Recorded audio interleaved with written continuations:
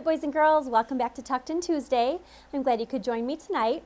I want to let you know this is going to be our last Tucked In Tuesday for this school year, so I hope you've had a lot of fun reading stories with me and listening to our chapter book, because I certainly have had a lot of fun reading to all of you. Tonight we are going to read a story that maybe some of you have heard before called The Kissing Hand. The author is Audrey Penn, and even though we're coming up to the end of the school year, I thought we'd read the story because it's really a nice, sweet story. It's about a raccoon who's actually starting his school year out, and he's a little worried about leaving his mom. So let's find out what happens in The Kissing Hand.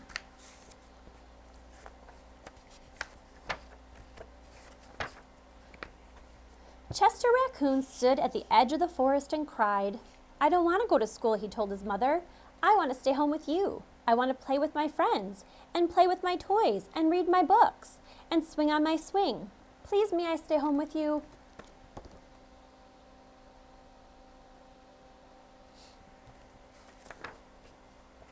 Mrs. Raccoon took Chester by the hand and nuzzled him on the ear. "Sometimes we all have to do things we don't want to do," she told him gently, "even if they seem strange and scary at first. But you will love school once you start."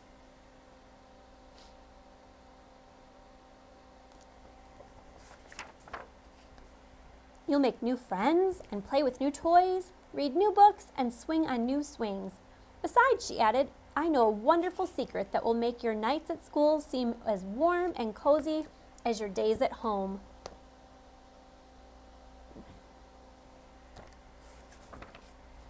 Chester wiped away his tears and looked interested. "A secret? What kind of a secret?" "A very old secret," said Mrs. Raccoon. "I learned it from my mother, and she learned it from hers.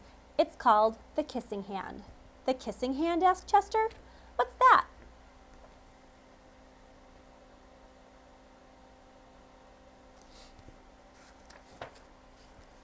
"I'll show you." Mrs. Raccoon took Chester's left hand and spread open his tiny fingers into a fan. Leaning forward, she kissed Chester right in the middle of his palm.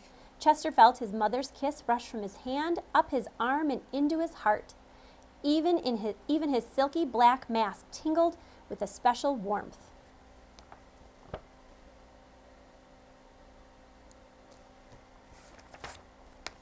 Mrs. Raccoon smiled. "Now," she told Chester, "whenever you feel lonely and need a little loving from home, just press your hand into your cheek and think, 'Mommy loves you, Mommy loves you,' and that very kiss will jump to your face and fill you with toasty, warm thoughts."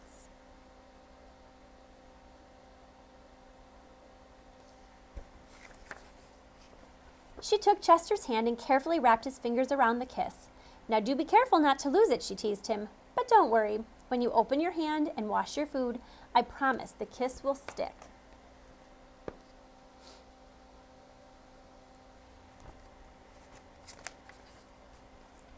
Chester loved his kissing hand. Now he knew his mother's love would go with him wherever he went, even to school.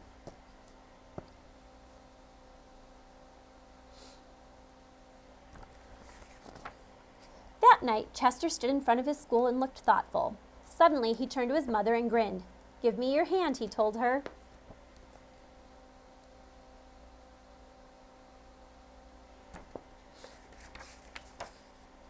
Chester took his mother's hand in his own and unfolded her large, familiar fingers into a fan. Next, he leaned forward and kissed the center of her hand.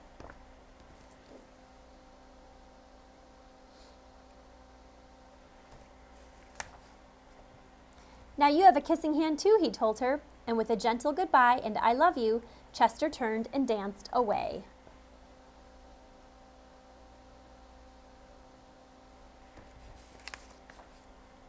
Mrs. Raccoon watched Chester scamper across a tree limb and enter school, and as the hoot owl rang the new school year in, she pressed her left hand to her cheek and smiled. The warmth of Chester's kiss filled her heart with special words. "Chester loves you," it sang. "Chester loves you."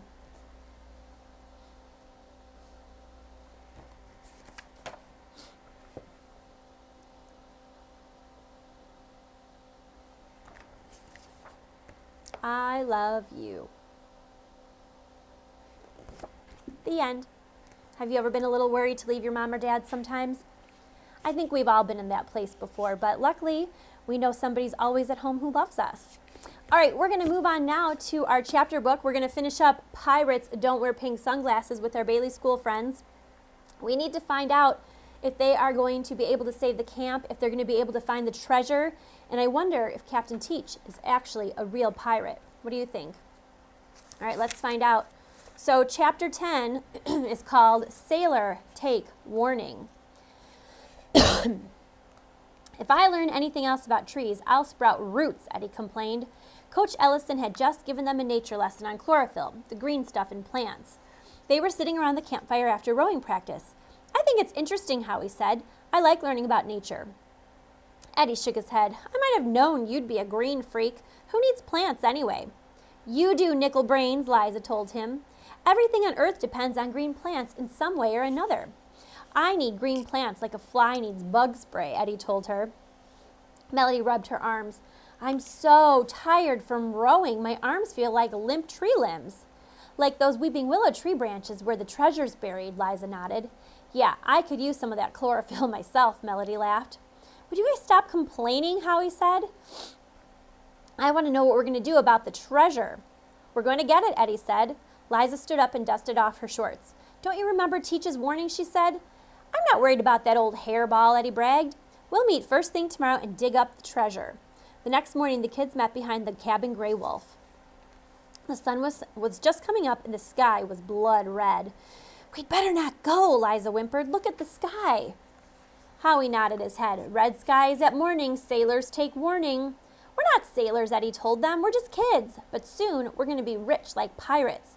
But we'll miss the race against the Sheldon Sharks, Melody said. Mr. Jenkins said the team was depending on us. What's more important, Eddie snapped, a flimsy blue ribbon or a chest full of gold? Liza, Melody, and Howie nodded their heads. The four kids silently walked down the trail to the dock. With their life jackets on, they paddled out to the island. There's treasure this way, Eddie pointed as they pulled the boat onto shore. He led the way through the trees. I bet it's a huge chest filled with diamonds and rubies, Melody giggled. The four kids stopped in front of the carved tree. This is it, Howie said. It was it, Eddie gulped. In front of the tree was a big empty hole. Melody dropped to her knees and checked the ground. It's gone all right, but check out these paw prints.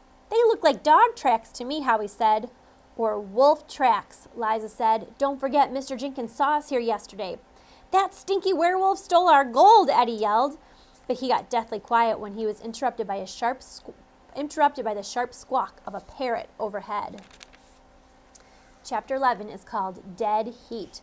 What do you think you're doing? A deep voice growled from behind them. Liza, Melody, Eddie, and Howie turned around to see Captain Teach waving a stick like a sword. I knew you were up to no good when I saw you sneaking away from camp. Squawk, no good, no good, Long-Tongue Jack added from the drooping branches of a willow tree. Your mates were dependent on you, Teach said. The four kids backed against the tree trunk when Teach pointed a dirty finger at Eddie. What's in your hand? Eddie looked down at the crinkled treasure map. He quickly wadded it into a tight ball and tossed it into the hole. Nothing, he lied, just a piece of paper. You scoundrels, Teach growled. Then he lunged forward. Run, Howie screamed. Long-Tongue Jack swooped down out of the tree and followed the kids as they raced to their boat. Bird brain, he squawked. Row like you've never rowed before, Eddie screamed.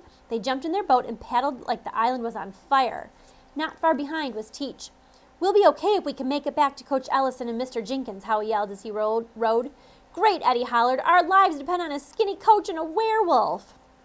Be quiet and row, Melody ordered. The kids concentrated on slapping their oars in the water, but they could still hear Teach gaining on them. In the distance, they saw the teams of the Bailey Boaters and the Sheldon Sharks gliding through the water. Faster, faster, Howie screamed. The kids rowed with all their might. Slap, slap. Their boat pulled away from Teach's. Slap, slap. With their muscles aching, they could see the dock at Camp Lone Wolf getting closer and closer. I don't think I can make it, Liza cried. Don't stop now, Eddie screamed. We're almost there. Liza, Melody, Howie, and Eddie pulled their oars through the water so fast that they soon passed the other Bailey Boaters and the Sheldon Sharks. 10 strokes later, they banged against the dock. Coach Ellison grabbed their boat and helped them out. That was the best rowing I've ever seen, he congratulated them. The kids were so out of breath, all they could do was point to Captain Teach and his boat. Captain Ellison nodded his head and grinned. That Teach is a fantastic rowing instructor. Then he handed the 4 boaters blue ribbons. Let's hear it for the new champions of the annual rowing competition. The four kids barely heard the cheering crowd. They were too busy staring into the wild eyes of Captain Teach. Excuse me. Okay, chapter 12 is called Progress. Captain Teach took 2 steps toward the foursome before a group of men and women in business suits pushed him aside. "The race is a fitting end to Camp Lone Wolf," one of the women said as the other nodded. "What do you mean?" Coach Ellison asked. "Camp Lone Wolf hasn't paid the bank a red cent for months," a man in a blue suit told him. "We're here to take over this property. This will soon be the site of the biggest mall in the country."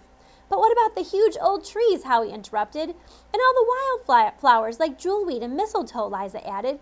"You can't tear all this down for a mall." "That's progress," a man in the plaid suit smiled. "Not to me." The crowd gasped as Mr. Jenkins stepped from the shadows of the forest. His hair was a tangled mess, and deep circles underlined his bloodshot eyes. "What happened to you?" Coach Ellison asked. Mr. Jenkins smiled at the crowd. Then his eyes rested on Howie, Melody, Liza, and Eddie.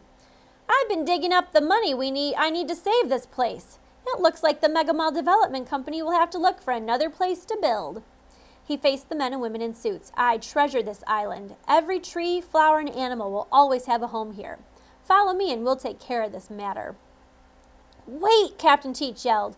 But as the bankers followed Mr. Jenkins off the crowded dock, a man in a pinstripe suit accidentally brushed against Teach, pushing him off the dock with a giant splash. "Squawk! Bird brain! Bird brain!" Jack flapped over and landed on Teach's head. Water dripped off his hair and his glasses hung on one ear. "I guess we were silly to be afraid of him," Melody laughed, pointing at Captain Teach. "I wasn't afraid of him," Eddie said, proudly holding his blue ribbon. "He doesn't look like a pirate now," Howie said. "After all," Liza giggled, "who ever heard of a pirate wearing pink sunglasses?" The end. So luckily they found the money, right? Who found the money? Mr. Jenkins did. Do you think Mr. Jenkins is a werewolf? I wonder. All right, boys and girls. Well, like I said, this is our last edition of Tucked In Tuesday for this school year. Hopefully you'll get to join us again next school year when we start a whole new chapter book and new picture books with you each week. So for now, I hope you have your jammies on. I hope your teeth are brushed, and I hope you are tucked in tight, and I hope you have a wonderful night. We'll see you soon.